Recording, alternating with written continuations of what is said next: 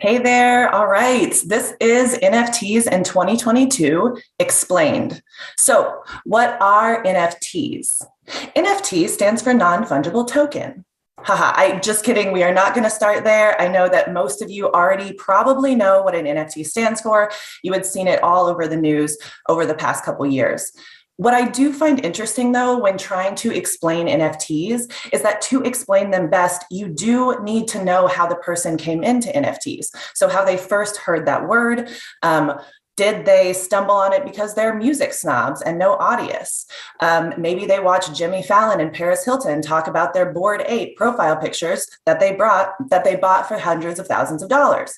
Maybe they're gamers, maybe they're crypto OGs who just want to have some fun with their money. So, whatever the case, explaining NFTs today is incredibly multifaceted. And that's why I'm really stoked to have this panelist joining me today who is innovating with NFTs across many different industries. So we'll be taking audience questions at the end. If you are in the Discord channel, go ahead and start putting your questions in there, and then we will get to them towards the end of the session. All right, so let's get the introductions out of the way. First off, as I'm sure you're all thinking, who is this lady? I'm Bailey Reutzel. I am a long-term crypto journalist. I started writing about Bitcoin in 2012. So I am like a crypto grandmother at this point, have been through many bear cycles and bull cycles. Today, I usually program events, so help manage and produce events across the crypto ecosystem. But every once in a while, I still do some writing, which is why I'm your moderator here today. So let's do the other introductions on this panel. First of all, we have Nathan Vanderheyden. He is the ecosystem lead at Snapshot Labs, a platform that allows projects to create proposals for their communities to vote on using cryptocurrency. Then we have Clement Lesaege, the founder of Proof of Humanity, a social identity verification system for Ethereum. And then Roniel Rumburg, co-founder and CEO of Audius, a music streaming service that uses NFTs to allow direct musician to fan engagement and interactions. And I'm sure they'll all tell you a little bit more about their projects as we get into this conversation. So I'm going to start with a big question. Maybe people would usually leave this to the end, but I sort of want to feel out where your all heads are at in terms of where the NFT space is heading. So Clement, I'm going to start with you. What do you expect to happen in the space or to NFTs? What NFTs mean to people by the end of this year? Yeah, I think the answer is really going to be soulbound tokens because currently all the NFTs are non-fungibles, but they are still transferables. So if you own an NFT, well, you can give it to someone else. So you can't really get like this consistency in time about what does this NFT stand for. With soulbound token, we'll be able to have NFTs, which will be linked to someone's profile so that they cannot be moved. Like for example, POAPs. Like currently POAPs, that's some small NFTs that you get when you attend some physical or even online events, but you can sell them. So like selling a POAP doesn't make much sense, why I would buy a POAP to say that I've been at CoinMarketCap conference, even if I haven't been. It's not very representative of what this NFT was made for. So I think the soulbound tokens are going to be the next big thing in NFTs. Awesome. Okay. Yeah. I expected to hear that. I expect to hear that from all of you because Vitalik Buterin was just launched a paper or just wrote a paper about soulbound tokens. So I do think that's like a real big topic of interest in this crypto space. Nathan, I'll go ahead and pass it over to you. What do you think NFTs are going to mean to people by the end of the year? Where is the space going? Yeah. So I think it's super incredible that it's such an interesting design space. There's so much directions that it can go into. The one that we're really thinking about is including NFTs in the governance of communities and really thinking, okay, you've got one token, that means one vote at the moment, but that doesn't represent how much you've participated in a certain project. That doesn't represent how long you've been part of a community, and all of these things, they should matter when it comes to making decisions as a community. And I think NFTs are very complementary if you will, part of the governance ecosystem of crypto. And I think this is something we're going to see more and more. NFTs get into it and, given governance power. And in general, I'm also super interested in talking about more about soulbound token, because I myself am still to be convinced that it is so important to link things inexorably to certain people. I think it's super interesting, space and subject to talk about. Awesome. Okay, like a little bit of contention here. Love it. That's spicy. Okay, Roniel, I'll pass it over to you. Big outlook for NFTs this year. Yeah, I'm, I guess, a third different answer here. I'm really excited to see more kind of utility attached to the ownership of that asset, such that you can, as a fan engaging with a given creator of that NFT or issuer of that NFT, being able to unlock new and different ways to actually engage with that creator, be it through kind of fan club dynamics, access to exclusive content, even just the ability to like interact with the other kind of members of that community. And there's definitely been a lot of experimentation along those lines. But yeah, super excited to see some of the bigger issuers of NFTs start to play with some of those dynamics. I think it's going to be pretty fun to see. Like I think there's among the more kind of mainstream like non-crypto audience, the questions we often get are still like, what are these things for? What do they do? What are they useful for? And I don't think those are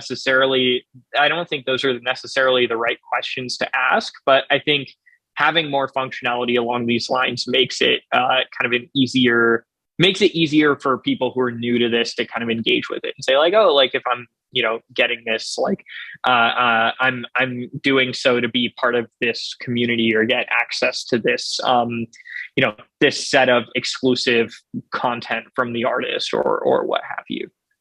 Yeah, I mean, I think it's a really good point, because typically when I talk to my normie friends, who I love greatly, and they ground me into reality. So not a slight at them to call them normie friends, but it's like they do sort of want to know what the use is, because otherwise it's just like, oh, people are selling these for thousands of dollars. A little bit, that's a little bit dated now that the markets are down.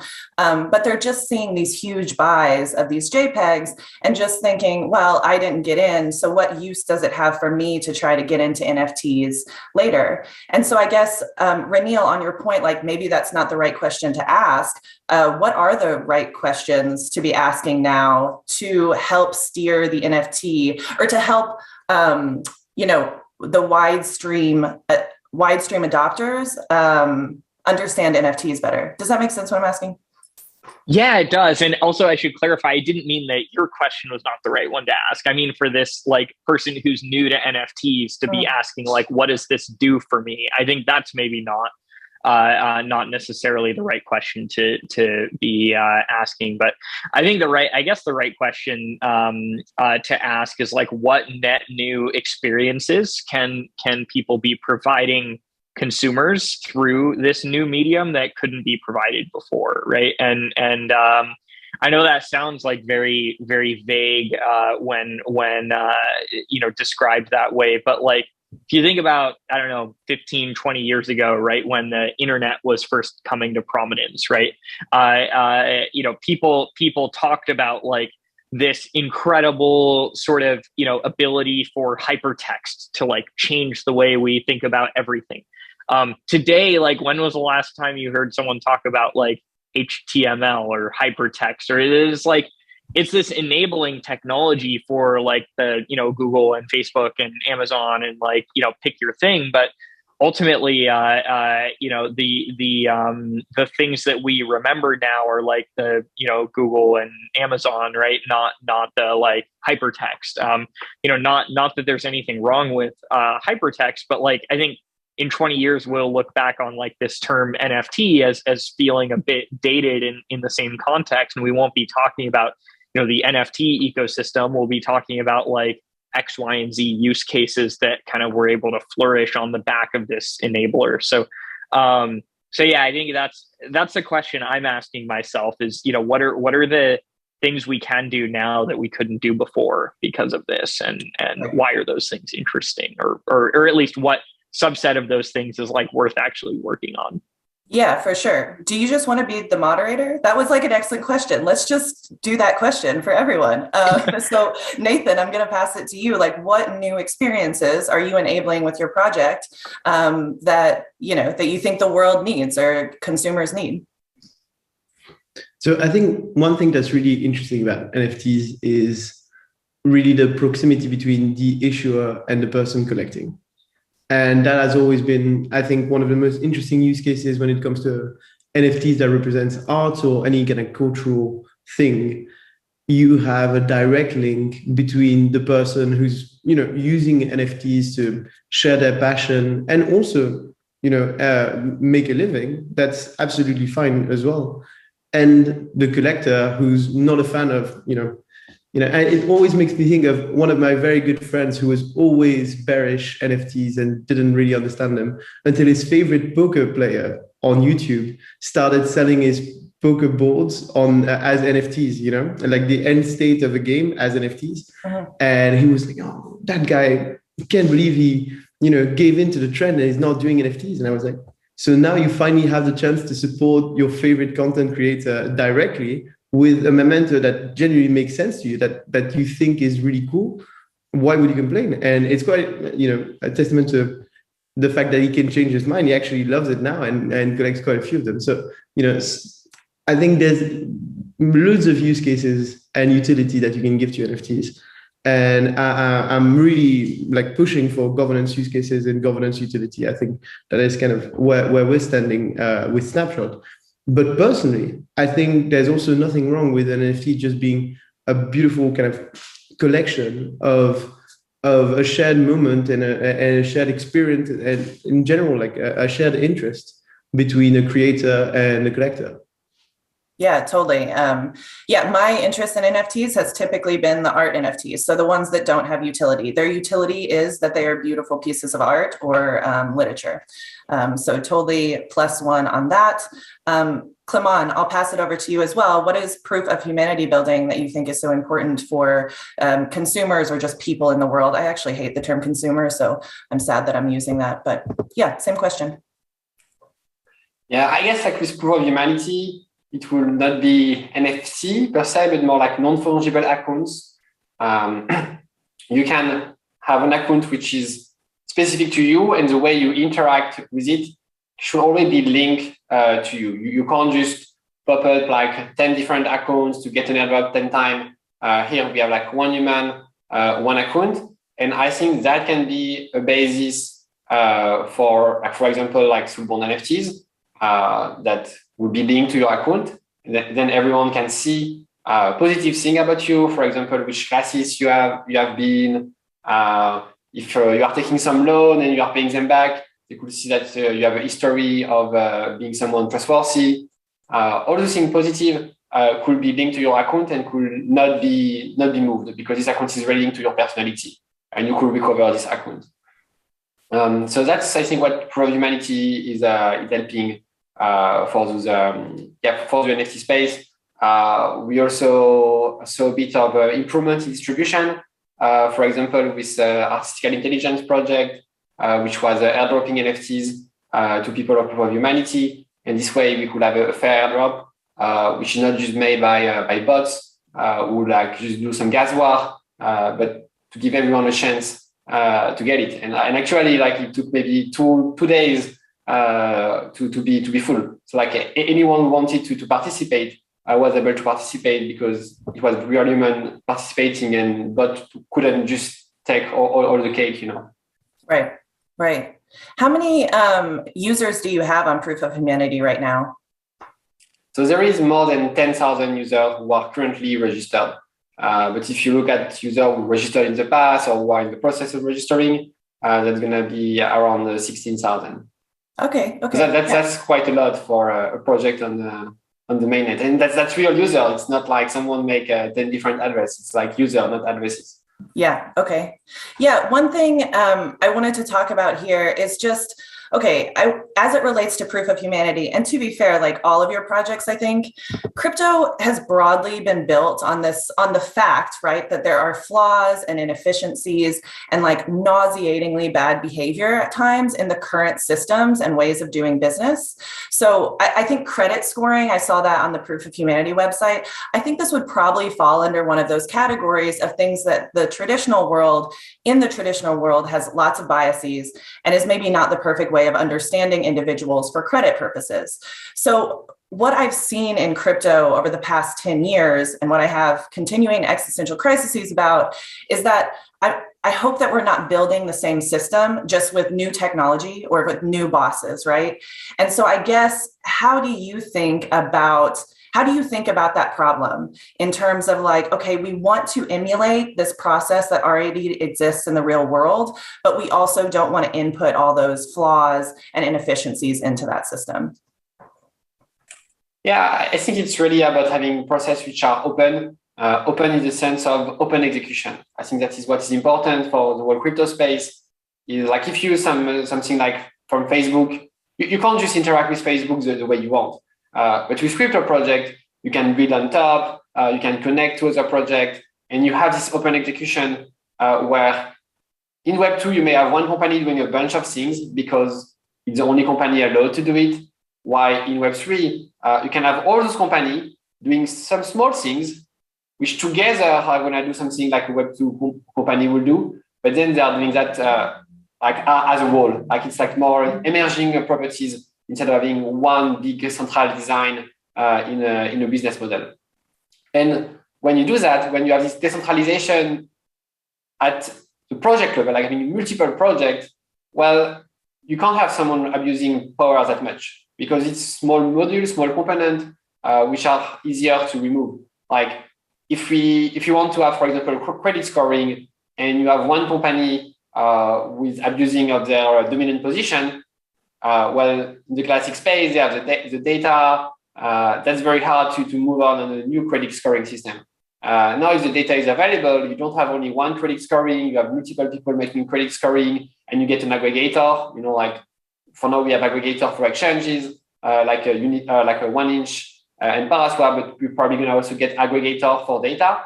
And they're going to analyze your profile, and they're going to say, okay, like this person is trustworthy to this level, so we can give him a loan to this level with this percent chance of him that he will default.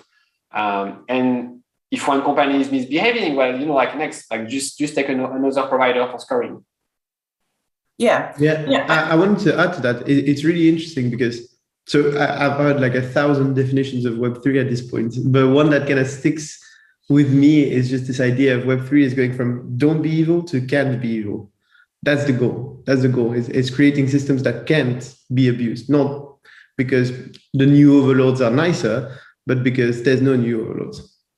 Yeah. I mean, I think that's fair. I think we've seen that play out in crypto. We've also seen that not play out in crypto. I guess like, I don't know if this is the best example, but just thinking about the Terra collapse as well. It's like, okay, we did see that sort of work the way it's supposed to in terms of like, you know, if a project wasn't going to survive, it didn't survive, I guess. But along the way, you then have, I guess my problem with that is that we then tell a group of people that this is the future and that they should invest in these things, although they are quite risky still. And so that's the worry, is that it does take some sort of time for these things to get fleshed out. I don't know if anybody wants to comment on that. They totally can't. Otherwise, we could move on to another question. Don't mean to bring this conversation down. Well, I'll offer like a quick comment on that because I think it's an important thing. Like I don't think folks in crypto would argue that crypto somehow reduces the prevalence of bad actors in the space. I think, or in that are able to function, right? I think what it does do though is kind of create more sort of like, I guess, accountability / openness with respect to how those bad actors are able to get to some level of prominence and or like cause problems along the way. Like there are no gatekeepers, right? But that does, I think, create more more space for both good and bad actors who otherwise wouldn't have been able to get to any place of progress than would otherwise have. I actually think though that Terra's situation, like I was very shocked and honestly impressed by how little the impact on like the broader whole of crypto was. I know that might sound contrarian because obviously the impact was still very significant, but think about like in 2008 when Lehman Brothers or something collapsed, right, and how calamitous that was. Comparatively, like things are still kind of fine here, right? Which is interesting. I don't know. Yeah, that's fair. I bought Terra the week before that happened, so I'm just going to voice that. Oh no! Oh, no. In the 10 years that I have been here, I finally understand the definition of wrecked. So that is, it happens to all of us. Roniel, I want to stick with you because I do not pretend to understand the music industry. You are the expert here, but it does seem like a convoluted and complex industry, and so I guess I'm wondering, is this something that simple NFTs or blockchain or crypto can be a panacea to fix that industry? Talk about how NFTs play a part there. Such a good question. I don't think crypto, decentralization, NFTs, any of these things are a panacea. I think they're certainly a very positive step in the right direction of giving control back to creators. And that's ultimately where I see like the value here being. So, economically, today music is a $42 billion a year industry, but only 12% of that actually gets captured by artists, right? The people who are making music. The other 88% is getting captured by this, rotating cast of intermediaries that in different eras have come and gone. But long story short, I think what we can do with decentralization, with NFT issuance tooling and everything else is foster this direct interaction and direct engagement between artists and fans at a level that's not been possible before, right? You've always had to have a platform or someone else sitting in between artist and fan. And that's, I guess where, our vision for Audius comes in as being this rather than being a platform or a controller of that interaction, being this tool chain and set of tools through which an artist can build a fan base, monetize them, engage them, do cool things with them over time. I don't think any one of these tools is a panacea. I do think the broader direction of artists being in control of their destiny is what what gets us to a place that's more equitable and more reasonable. I think these intermediaries do exist for a reason. They do provide value in a lot of cases, right? Like there's a reason they came to be, but it should be a choice whether or not one works with them, not a requirement. And I think that is the core issue I see with, the way the industry is structured today. Yeah, fair enough. Nathan, I want to sort of pass a similar question on to you, just discussing individuals sort of taking back control of the platforms that they use and the projects that they use.